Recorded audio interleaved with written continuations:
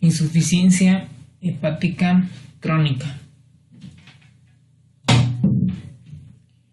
Básicamente es de nuestro libro de medicina interna de Harrison.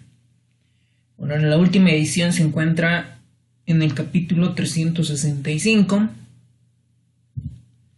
Vamos a comenzar con este caso clínico.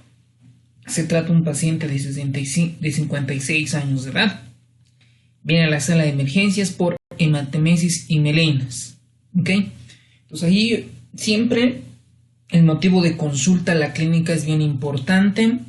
Ante cualquier pregunta de tipo examen de la residencia, pues la clínica, los laboratorios, si nos preguntan en un caso clínico, tenemos que hacer un contexto de diagnóstico o diagnósticos diferenciales o el manejo, depende qué exactamente nos estén preguntando. Por eso es muy importante ver el diagnóstico sindromático desde un inicio. Entonces nosotros aquí debemos de ver la hematemesis y melenas, que nos pueden dar una hemorragia digestiva, ¿no? Se puede con una hemorragia digestiva alta, principalmente, y en poca cantidad baja, aunque no tanto. Y pues confundirse estos signos, que puede venir un sangrado a la vía respiratoria, que sería una hemoptisis. Pero a mí lo que me interesa es que aparentemente tiene una hemorragia digestiva, ¿no? La causa no la sabemos. Dentro de los antecedentes personales patológicos de importancia, nos refiere a un alcoholismo hace más de 18 años. Esto es un dato muy importante porque el alcoholismo tiene complicaciones como hepáticas, neurológicas, cerebrales y demás cuestiones. Todos los fines de semana llegando a la embriaguez. El examen físico con los signos vitales, el paciente se encuentra hipotenso, no está muy taquicárdico con esa hipotensión, respiratorio de 19, respiraciones por minuto y una saturación de oxígeno al 89%. Asumo que esto es al aire ambiente con una FiO2 al 21%. Al examen clínico, lo que llama la atención, está desorientado, está histérico. Miren, acá está histérico, ya nos habla de un problema del sistema biliar o hepático, tiene hipertrofia parotidia. Esto es muy importante porque el médico le examinó y pues detectó hipertrofia parotidia, ¿no? Eso es un dato muy importante. En cuello no encontró adenomegalias, no hay ingurgitación yugular. En tórax hay disminución del murmullo vesicular en la región subescapular derecha. Cuando hay disminución del murmullo vesicular es porque por algo está ocupado ese pulmón. Puede ser líquido, puede ser por una telestasia, etc. Pero lo más probable es que sea líquido. ¿Okay? Y en los ruidos cardíacos, el R1, R2 está normal, sin soplos ni sobreagregados. En el abdomen llama la atención que es un abdomen globoso, está muy distinguido, ¿no? Globoso yo me imagino así, pero pues hay que preguntarse por qué está globoso, por aire, por grasa o por líquido. Y lo que me dicen que hay onda acítica positiva, entonces es lo más probable que es líquido. Y los miembros superiores se encuentra un eritema palmar. Yo ya sé que es un eritema palmar, es la palma de la mano de color rojo. Y un signo positivo de Curviller de Baumgarten. ¿Okay? Ese signo, vamos a ver que es un signo que se ausculta en el abdomen. Probablemente están en pacientes con hipertensión portal. Entonces, con la clínica, nada más por la hematemesis, una hemorragia digestiva, paciente tiene estigmas de hepatopatía crónica por la hipertrofia parotidia, eritema palmar. Sin laboratorios, yo ya sé que es un paciente con hepatopatía. No sé si es agudo, parece ser crónico por la citis y la hipertrofia parotidia. Y vamos a ver todos estos. Y en las preguntas lo que nos dicen cuál es el diagnóstico, cuáles son los diagnósticos diferenciales en este paciente, qué causas pudiéramos encontrar en este paciente, es decir, no por la enfermedad, no causas de la enfermedad. Las melenas y hematemesis, ¿en qué complicación de la cirrosis debemos pensar y cuál es su tratamiento? Una pregunta muy interesante. ¿Qué pruebas laboratoriales solicitamos para buscar las posibles causas de una cirrosis? Ya ven, entonces ya estamos entrando en una hepatopatía crónica que todos en algún momento llegan a cirrosis. Entonces aquí nos están preguntando qué pruebas laboratoriales podemos solicitar o deberíamos solicitar ante una causa de hepatopatía crónica. ¿Para qué? Para dar un tratamiento adecuado. ¿Ok? ¿Cuáles son los estigmas hepáticos? ¿Okay? O sea, ¿qué son y cuáles son? ¿Cuáles son las complicaciones de la cirrosis? ¿Cómo se tratan cada una? ¿Y cuál es la tríada del síndrome hepatopulmonar? Entonces, como yo ya sé el tema, como estas preguntas lo vamos a ir resolviendo a medida que vayamos viendo el tema. Entonces, como introducción, sabemos que es una afección del hígado que deteriora lentamente la función, ¿ok?, del hígado. Entonces, recordemos cuál es la función del hígado: formar proteínas, la albúmina, la prealbúmina y otras proteínas, sintetizar hormonas, ¿no?, detoxificar fármacos, venenos, etcétera. Comienza a detoxificar, porque recuerden, junto las vías de eliminación está la biliar, la renal y la respiratoria. Acá vamos a hacer hincapié con la parte biliar. ¿Ok? Entonces, otra función es participa en la síntesis de factores de coagulación. Es muy importante, y para ver qué implicaciones tiene, ¿no? El tejido sano del hígado se sustituye por un tejido cicatrizal, bloqueando parcialmente la circulación del hígado. Entonces, esto es un tejido normal, se está fibrosando y por ende en su interior se crea hipertensión, ¿no? Y esto se denomina hipertensión portal. Entonces, la cirrosis hepática lo que produce es una distorsión estructural, ¿no? Es decir, por ejemplo, acá tenemos el hígado, y si sacamos una biopsia, un pedacito de este órgano, vamos a encontrar esquemáticamente así, ¿no? Y ahorita vamos a ver cuál es el mecanismo. Entonces, acá este tejido cicatrizal, como ahí está, se van a crear hepatocitos de nueva regeneración, es decir, que se están regenerando nuevamente y forman nódulos. ¿Ok? Entonces ahí vamos a ver nódulos de regeneración. Estos nódulos de regeneración pueden ser micronodulares y macronodulares. Entonces acá, como vean acá, existen nódulos de regeneración, ¿no? Entonces esta fibrosis, es decir, cuando al hígado alguien lo lesiona, se defiende cicatrizando, como todo. Entonces, al cicatrizarse, lo que pasa es que disminuye la masa hepatocelular y obviamente disminuye la función. Entonces yo tengo que saber cómo yo puedo valorar a la función hepática. Entonces acá también va a existir alteraciones en el flujo sanguíneo, en la formación de mayores cantidades de colágeno y otros compuestos de la matriz extracelular, básicamente contribuyendo a la fibrosis. Entonces, esta fibrosis, cirrosis del hígado, alguien le tiene que dañar, ¿no? Entonces, ahí van las causas de la cirrosis.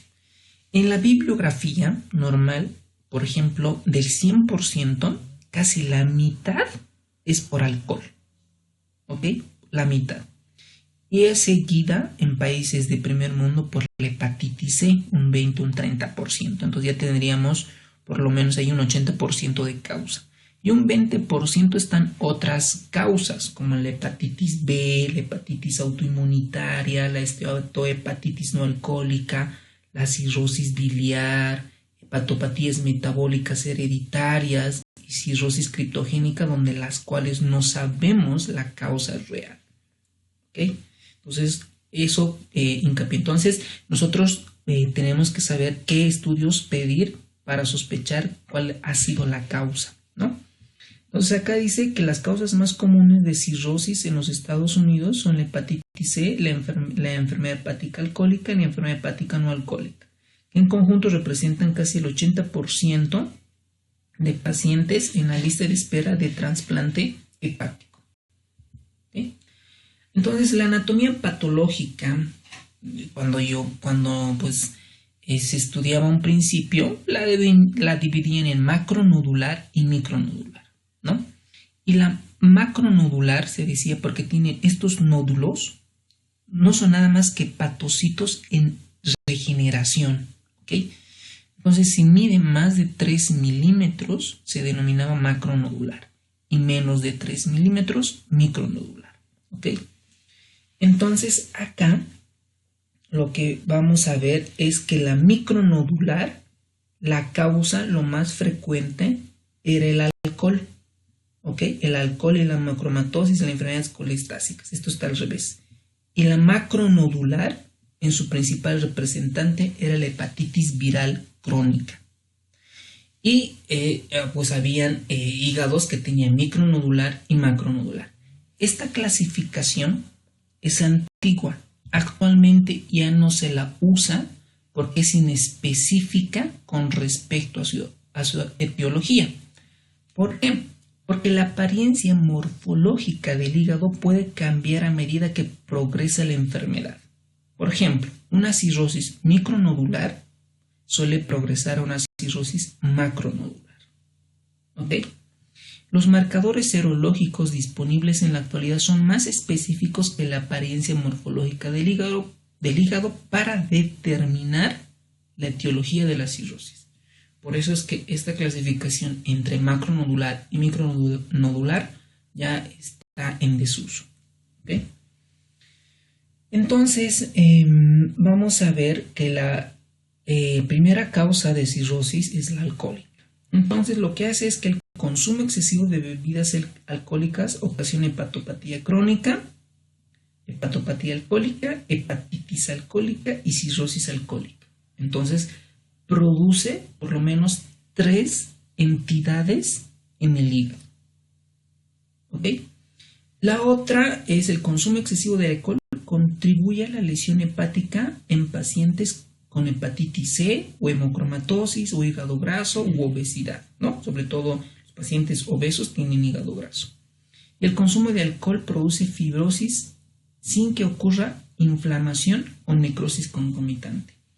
Entonces, el alcohol es muy nocivo para el hígado. Entonces, la fibrosis que está en el hígado suele ser de tipo centrolobulillar, pericelular y periportal. Ahorita vamos a ver una imagen. Se destruye la estructura normal del hígado sustituyendo por nódulos regenerativos. Y ahí está la cirrosis alcohólica. Antes la característica era que tenía un patrón micronodular, menos de 3 milímetros.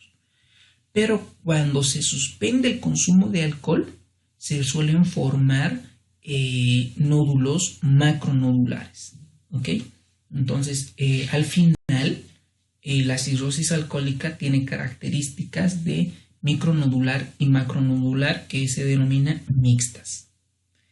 Entonces, cuando uno consume alcohol, específicamente el etanol, pues sabemos que se absorbe en el estómago y intestino delgado, la mayor parte. Entonces, hay una enzima, ojo, probable pregunta de examen, esta enzima es la alcohol deshidrogenasa gástrica que inicia el metabolismo de alcohol. Entonces, es decir, este alcohol lo va convirtiendo en varios otros componentes a través de otros 3 sistemas enzimáticos. Ahí tenemos la alcohol deshidrogenasa citosólica dentro de la célula, el sistema microsómico, oxidante de alcohol, y la catalasa peroxisómica. Estas 3 enzimas se encargan al final de generar el famoso acetaldehído. Este es el que produce el daño en los hepatocitos y estimula a la activación de las células de Kupffer. Ustedes recuerden, por histología, las células de Kupffer derivan de los monocitos. Entonces, estas células de Kupffer secretan quiniosinas y moléculas proinflamatorias para activar la inflamación en el hígado. ¿Ok? Además de eso, el etanol incrementa la acumulación de triglicéridos intracelularmente, aumenta la captación de ácidos grasos y reduce la oxidación. Entonces, cuando el hepatocito introduce ácidos grasos en su interior, altera la función en la producción de proteínas, glucosilaciones y secreciones. ¿Ok? Entonces, al final, este acetalaldehído, una vez que produce el daño, es metabolizado a acetato por la deshidrogenasa de aldehído. Ojo, cuidado, en el examen nos pregunten cuál es el producto final del acetalaldehído. Es el acetato. ¿Ok? Entonces, una vez que el hepatocito es dañada por el acetalaldehído, pues habíamos dicho que estimula las células Kupffer, produce citocinas profibrogénicas, es decir, estimulan la fibrosis, inician y perpetúan la activación de la célula estrellada, que es perteneciente al sistema inmunológico, produce el exceso de colágeno y matriz extracelular, y este tejido conjuntivo aparece en zonas periportales y pericentrales. Conecta las tríadas portales formando nódulos regenerativos y produce hélices de hepatocitos con aumento de la producción de colágeno. Es decir, básicamente la fibrosis, ¿no? Fibrosis es cuando se van acumulando colágenos, ¿no? Y al final se destruye el hígado. Entonces, eso es el mecanismo en la cirrosis alcohólica. Entonces, estos pacientes, cuando vienen por hepatopatía, tienen manifestaciones clínicas, es decir, el cuerpo ya va expresando el daño generado por el hígado. Por el acetalaldehído. Entonces, estos pacientes presentan síntomas no específicos, ¿no? Náusea, fiebre, vómito, anorexia, malestar general. Pero cuando ya se están complicando, estos pacientes presentan ascitis. Ahorita vamos a ver cuál es el mecanismo. El edema en miembros inferiores o ictericia y encefalopatía. Acá, estos son los famosos estigmas hepáticos. ¿Qué son los estigmas hepáticos? No es nada más que la manifestación clínica que casi siempre ocurre por una lesión hepática crónica. ¿Ok? Entonces, dentro de estas lesiones dentro de estos estigmas hepáticos, tenemos el eritema palmar. No es nada más que la zona en la palma de un color eritematoso, por eso es eritema palmar. Podemos encontrar telangiectasias, miren acá, una telangiectasia, hipertrofia de parótida, sobre todo en los alcohólicos. En los dedos encontramos hipocratismo digital, como en los pacientes EPOC, como en el EPOC. Vemos emaciación muscular, es decir, pérdida de masa muscular. Y en los varones existe disminución del pelo corporal, ginecomastia y atrofia testicular. ¿Ok? En las mujeres existen irregularidades menstruales y amenorrea. Esas son las manifestaciones clínicas que vamos a encontrar o que debemos buscar en un paciente con sospecha de hepatopatías.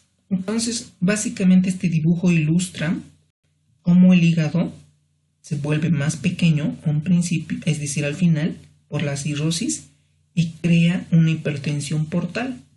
Esta hipertensión portal, ¿no?, aumenta el flujo y su presión y va generando varices esofágicas. Entonces acá nos hace sospechar que el paciente que vino con una hemorragia digestiva probablemente sea por una varices esofágicas o varices gástricas secundarias a una hipertensión portal. Además, esta hipertensión portal que se crea aumenta el flujo en el lecho esplácnico por la liberación del óxido nítrico.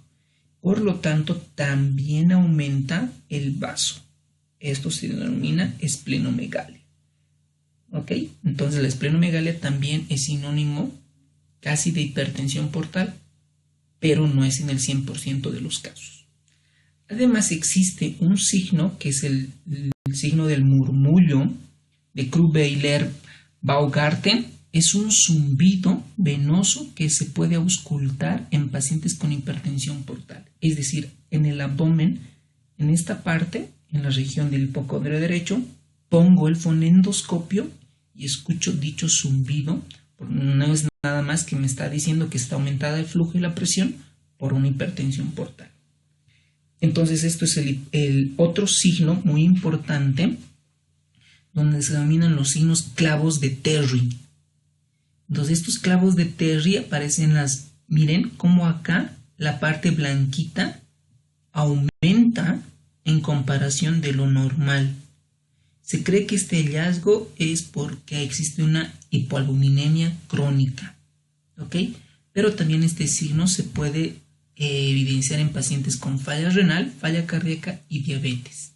Son manifestaciones clínicas pues, que se ven en pacientes hepatópatas. Y hay otra manifestación muy importante, es la contractura de Dupuytren o la enfermedad de progresión de Dupuytren. Acá son 3 grados. No es nada más que lesiones fibrosantes de las bandas que se irradian, ¿ok? Acá en estos músculos. Principalmente se afecta entre el cuarto y el quinto dedos usualmente, ¿ok? Entonces ya da esta flexión contracturada. Eso es la contracción de Dupuytren. Entonces, en cualquier paciente con lesión hepática se crea hipertensión portal. Entonces, desde el punto de vista de hipertensión portal, la podemos clasificar en prehepática, es decir, antes que ingrese al hígado. ¿Qué causas me puede dar hipertensión portal? Trombosis, que se trombose la portal o la esplénica, o invasión extrínseca por un tumor, por ejemplo. ¿Okay? Entonces, en estos pacientes, ¿cómo podemos sospechar una hipertensión prehepática? Porque el paciente tiene esplenomegalia, que podemos sospechar clínicamente o por ecografía, hemorragia digestiva por varices esofágicas, hay ausencia de citis, ausencia de circulación colateral y un hígado sano, porque el problema está aquí, el trombo, ¿no? Prehepática. Otra es la hepática, que se divide en presinusoidal. Ahí tenemos las esquistosomiasis o linfomas o en fibrosis hepática congénita. La sinusoidal, ahí tenemos la hepatitis crónica, la cirrosis. Ojo, pregunta de examen, cualquiera de estos puede ser pregunta de examen. ¿Okay? Y la postsinusoidal, que es la enfermedad veno-oclusiva. Entonces, estos pacientes sí vamos a tener una circulación colateral. ¿Cómo es esto de circulación? Lo que pasa es que cuando un paciente vemos el abdomen, vamos a ver como unas telangiectasias, pero más grandes, que se miran en signo de cabeza de medusa. ¿Ok? No es nada más que dilataciones venosas. Vamos a encontrar ascitis, hepatoesplenomegalia, varices esofágicas, hemorragia digestiva y un hígado enfermo desde un inicio. Y en la suprahepática, ahí vamos a tener todo lo que no tenga que ver con el hígado. Entonces tenemos falla cardíaca, pericarditis constrictiva o trombosis de venas suprahepáticas. Entonces acá pues vamos a tener hepatomegalia dolorosa, y como es falla cardíaca, obviamente vamos a tener ingurgitación yugular y un hígado sano al comienzo, ¿no? Por eso los pacientes con falla hepática crónica en algún momento hacen lesión hepática. Entonces, cuando un paciente viene con insuficiencia hepática, lo que nosotros vamos a pedir es un perfil hepático, ¿no? Así lo llamamos. Este perfil hepático lo que va a tener son bilirrubinas, tanto directa o indirecta. El mecanismo de producción ustedes ya lo saben, deben repasar si no lo recuerdan. Las anormalidades en aminotransferasas, fosfatasa alcalina y la gamma-glutamil transpéptidasa.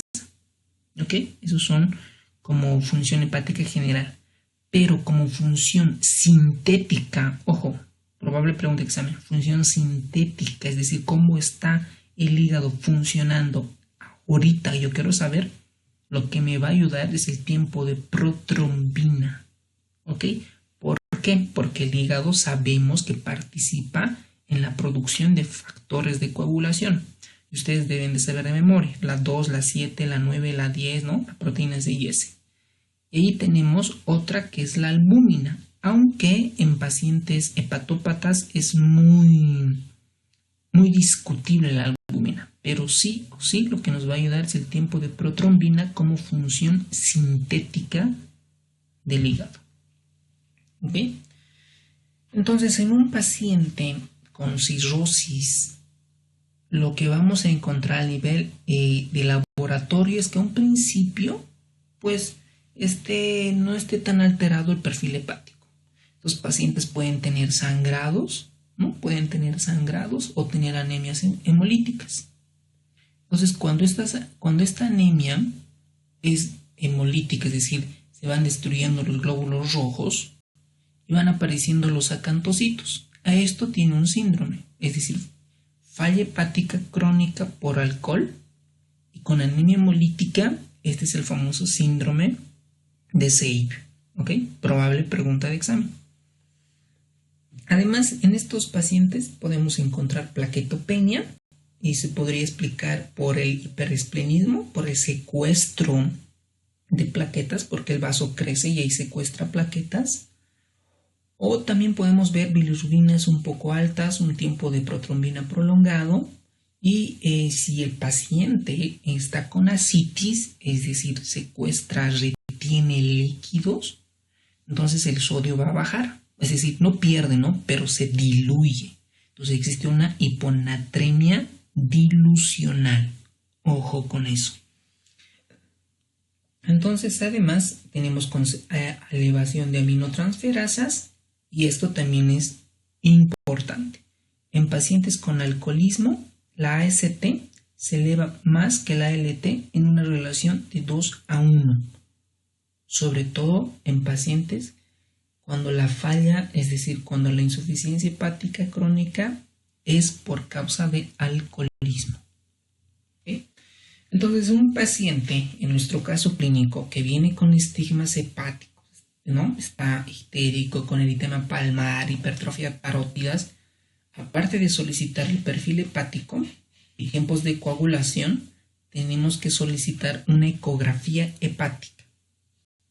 Ahí nos van a decir si el hígado tiene nódulos, tiene masa, tiene un probable carcinoma hepatocelular, tal vez se puede biopsiar y esta ecografía se debe complementar con un Doppler transhepático.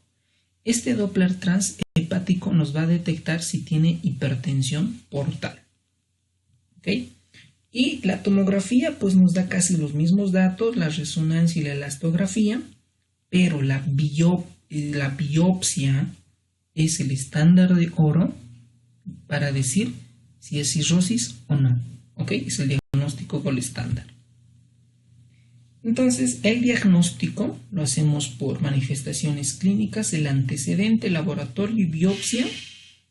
Y el tratamiento es, pues, básicamente, si el paciente consume muchas bebidas alcohólicas, pues lo retiramos. ¿Ok? Glucocorticoides, sobre todo en pacientes con hepatitis alcohólica, es decir, cuando hacen destrucción hepática. ¿Ok?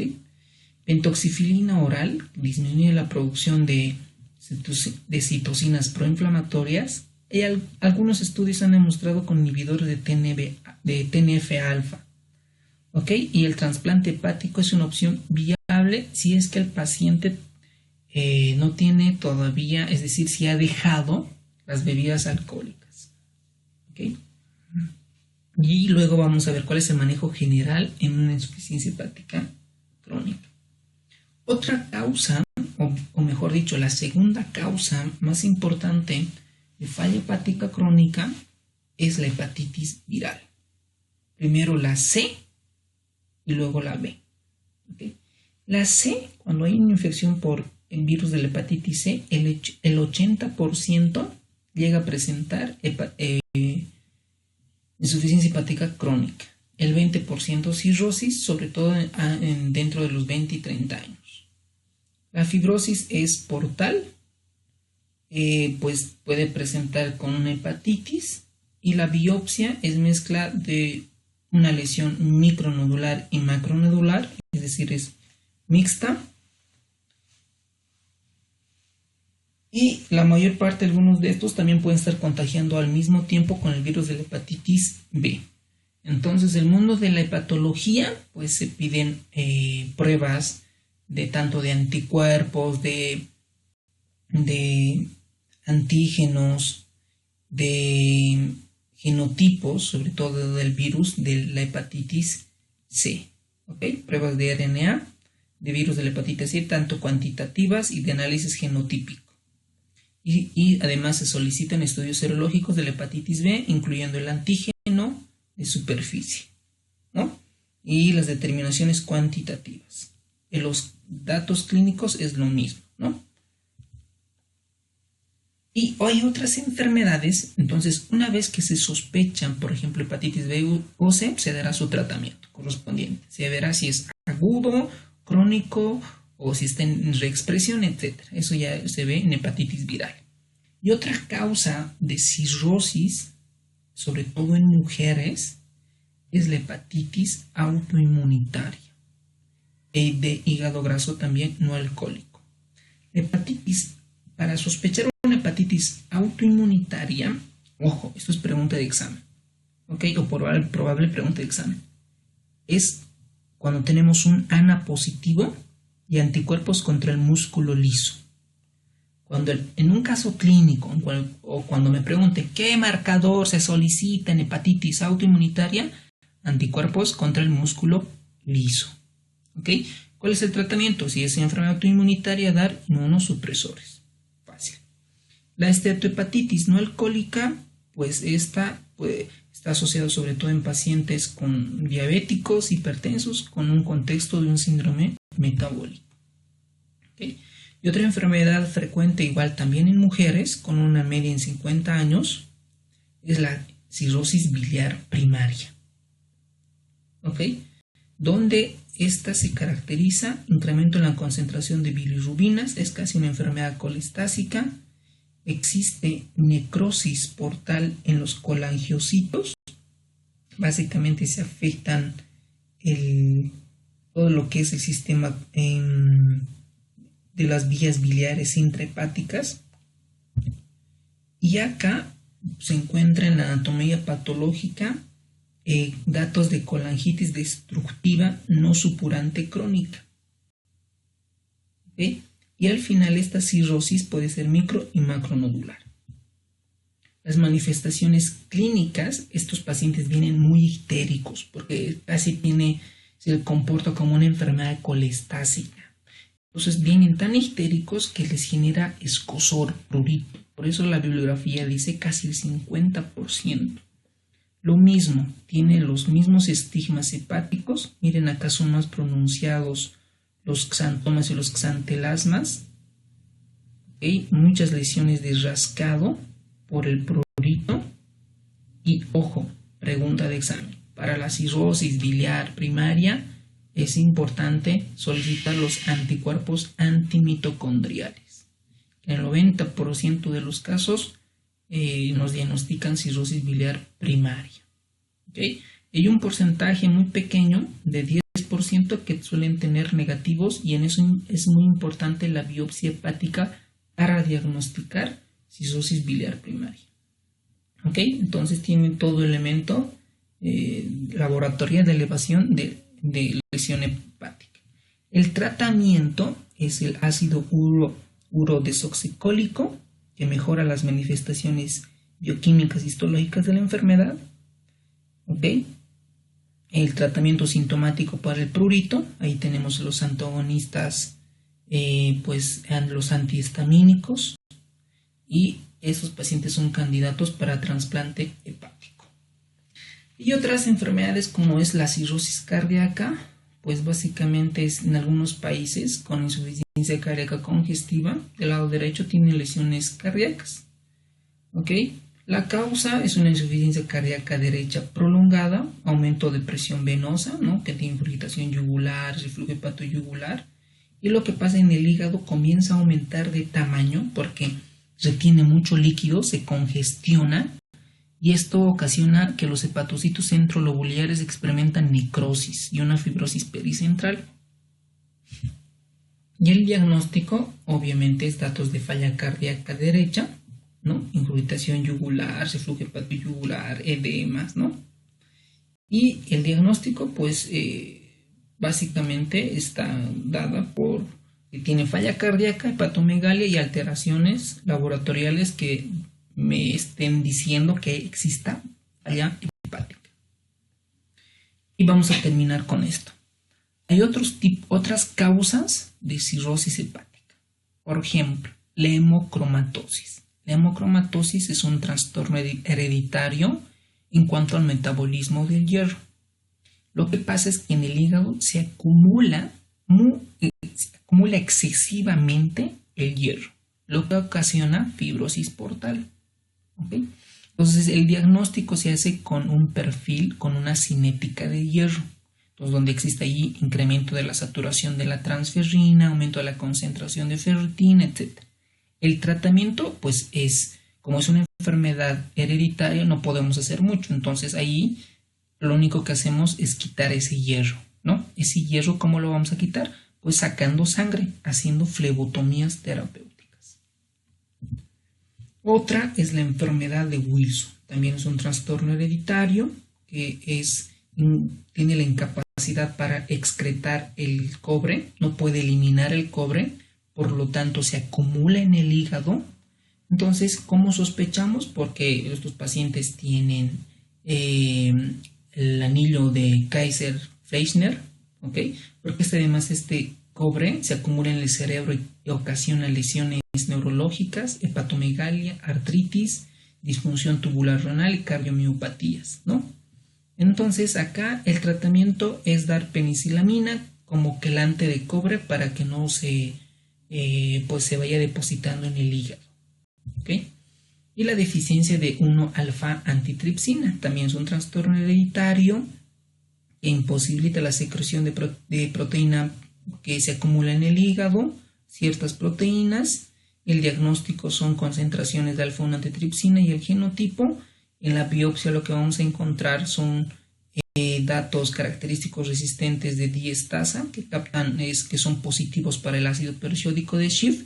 Y básicamente el tratamiento es trasplante hepático. ¿Ok?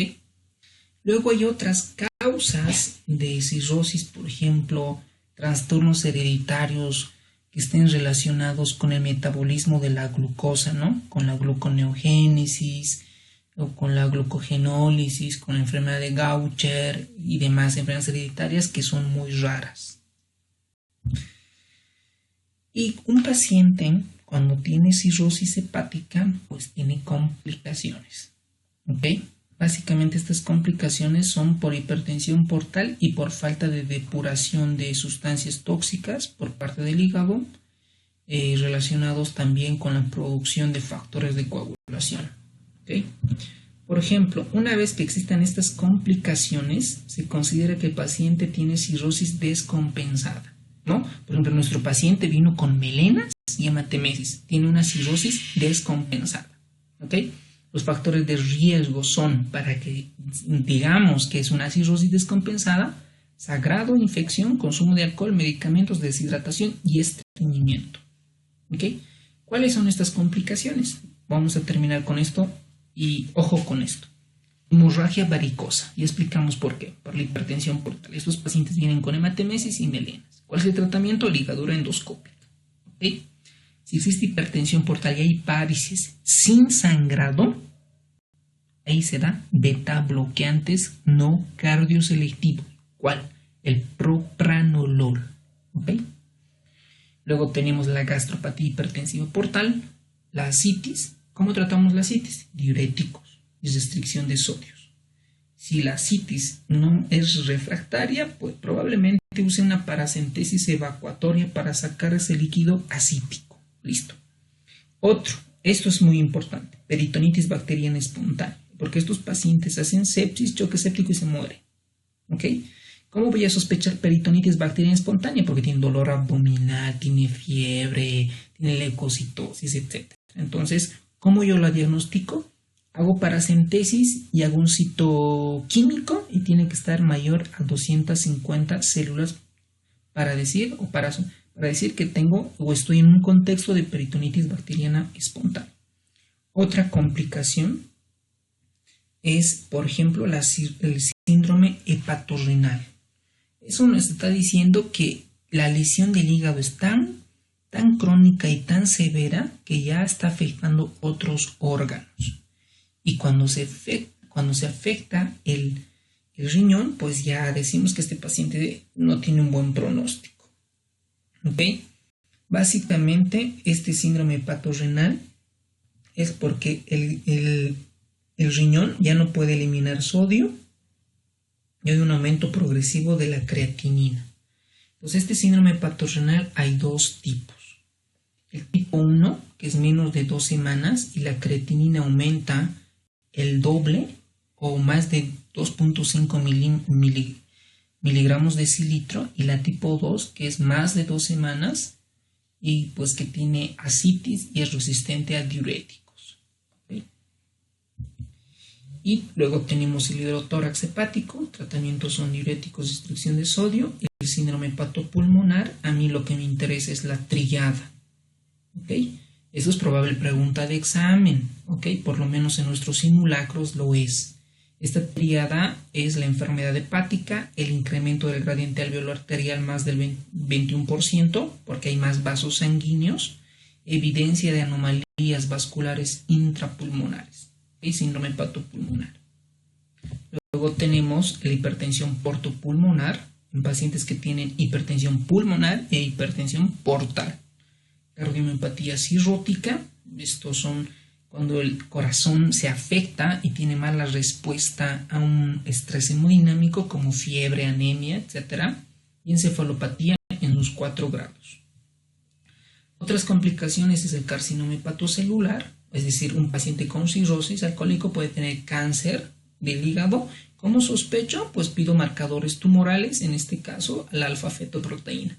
Ustedes ya repasarán para qué sirve el carcino embrionario, el antígeno carcino embrionario, para qué sirve el CA19-19, el 125, etc. Otros marcadores tumorales.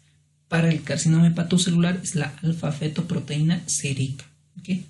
Otra complicación es la trombosis de la vena porta, que la sospechamos con ecodoppler portal. Y un paciente que viene con falla hepática, pues nosotros vemos cuál ha sido la causa que lo descompensó a esta falla hepática crónica. Y entonces los retiramos esos agentes, el alcohol, medicamentos, infección, etc. Y pues estos pacientes ya que vienen con falla hepática se han creado modelos predictivos, es decir, cuánto de sobrevida tiene. Y tenemos ahí, por ejemplo, la clasificación de Child-Pugh. Ahí nos dice la gravedad de la cirrosis. Entonces, estos parámetros de la clasificación de Child-Pugh tienen ciertos parámetros. Estos parámetros tienen un memotécnico que es BATEA. B de bilirrubina, A de ascitis, T de tiempo de protrombina, E de encefalopatía y A de albúmina. BATEA. ¿Ok? A cada uno tiene ciertos valores. A mí lo que me interesa es que sepan las 3 clases. ¿Ok? ¿Cuánto es el puntaje? Un Child-Pugh A, Child-Pugh B y C. A mí lo que me interesa es que la A tiene una supervivencia al primer año del 100%, a los 2 años del 85%. A comparación del tipo C. Por ejemplo, el tipo C tiene una supervivencia al año de la mitad, solo del 45%, y a los 2 años del 35%. Para esto sirve, es decir, este paciente tiene tanto de Child-Pugh y tiene tanto de sobrevida al año y a los 2 años. Entonces, aquí pues, nos dicen lo mismo. Esta se correlaciona con la supervivencia de 1 a 2 años. Y hay otro modelo predictivo que es el MEL-SCORT. ¿Okay? Es un modelo de final, liver, de hígado, disease, de enfermedad, ¿no? Este MEL-SCORT, ya existen calculadoras, aplicaciones de cálculos en medicina. Por ejemplo, acá yo puse el año, 45 años, creatinina de 2 miligramos, bilirrubina de 3 y NR de 1,5, ¿no? Y aquí la necesidad de hemodiálisis y la excepción de diagnósticos, y me sale de 22% el puntaje. Pero ¿para qué me sirve ese dato? Sobre todo para interpretar si el paciente se beneficia de una derivación portosistémica intrahepática transyugular. Entonces acá tenemos todos los datos, los puntajes para ver si tienen buena respuesta, mala respuesta, y qué es lo que se debe de hacer. Sobre todo, este modelo de SCORE se ha usado para pacientes para trasplante hepático. Bueno, espero haber resuelto todas las preguntas del caso clínico. Veamos cuál no contestamos, porque creo que todas ya las mencionamos. Entonces veamos, por ejemplo, cuál es el diagnóstico. Es una insuficiencia hepática crónica. ¿Qué diagnósticos diferenciales? Hepatitis alcohólica, hepatitis no alcohólica, enfermedad de Wilson, el déficit de alfa-1 antitripsina, hemocromatosis, todas las causas de insuficiencia hepática crónica, ¿no? ¿Qué causas pudiéramos encontrar en este paciente? Pues principalmente por el antecedente, el alcoholismo, ¿no? Las melenas y hematemesis, ¿qué complicación? Es una hipertensión portal, probablemente por un sangrado de varices esofágicas. ¿Cuál es el tratamiento? Primero, resucitar al paciente si está hipotenso o anémico, dar sangre y luego hacer su ligadura de varices esofágicas. Y un tratamiento crónico, beta bloqueantes como el propranolol. ¿Qué pruebas laboratoriales solicitamos? Pues obviamente perfil hepático, ¿no? Bilirrubinas, aminotransferasas, fosfatasa alcalina gamma, glutamil transpeptidasa. Y depende de eso vemos si es un patrón colestásico o un patrón de hepatitis, ¿no? Y depende de eso, por ejemplo, si es colestásico, y lo que yo pues pediré son anticuerpos antimitocondriales o antimusculo liso, ¿no? Si es enfermedad autoinmunitaria o cirrosis biliar primaria. Si es un patrón hepático, pues solicitaré causa viral, ¿no? Buscaré otras causas genéticas. ¿Cuáles son los estigmas hepáticos? Hipertrofia parotidia, eritema palmar, contractura de Dupuytren, ascitis, ¿no? Todas esas cosas. ¿Cuáles son las complicaciones de la cirrosis? Hipertensión, ascitis, encefalopatía, cirrosis cardíaca, y ya sabemos cómo se la trata. ¿Cuál es la triada? Pues ya habíamos dicho lesión hepática, un gradiente alveolo arterial alto, más de 30 por lo menos, y lesiones vasculares pulmonares.